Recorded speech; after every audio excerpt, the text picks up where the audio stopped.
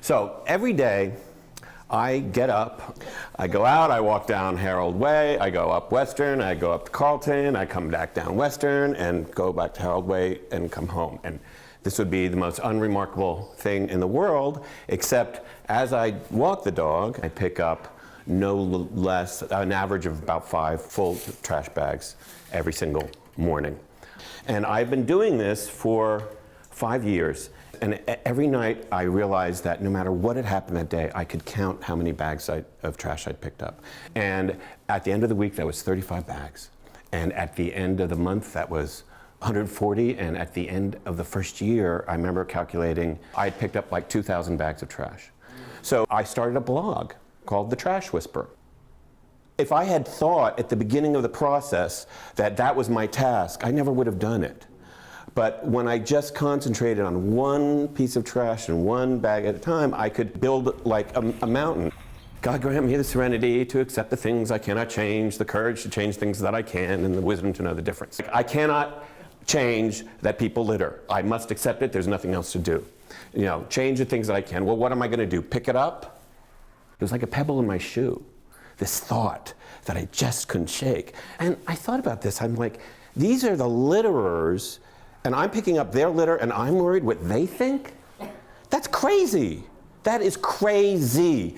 Okay, here is something that you thought you had to accept, but that in fact you could change.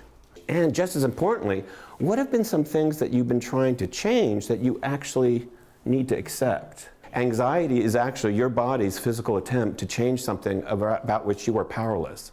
Picking up trash has taught me that I don't need to spend so much energy trying to change people, that if I concentrate on changing myself, I can change the world. And when I ask that question, that's the wisdom to know the difference. And the result is serenity.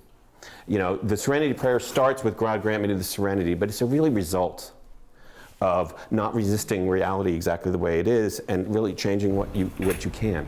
I was deciding that every morning I was going to take this 4-block area and I was going to be completely there with it. The present is the best address. This is what came out of my commitment to being where I was 100%. I found that I started living in the present and noticing things far more than I did before, and listening to people later on far more than I'd been, and practicing this kind of mindfulness and this consciousness and this awareness. Not be better than, not be worse than, but to be in the flow and of the service of the earth and of the planet and of the universe. It's like, instead of hating it, I just put it where it belonged. And then I found out where I belonged.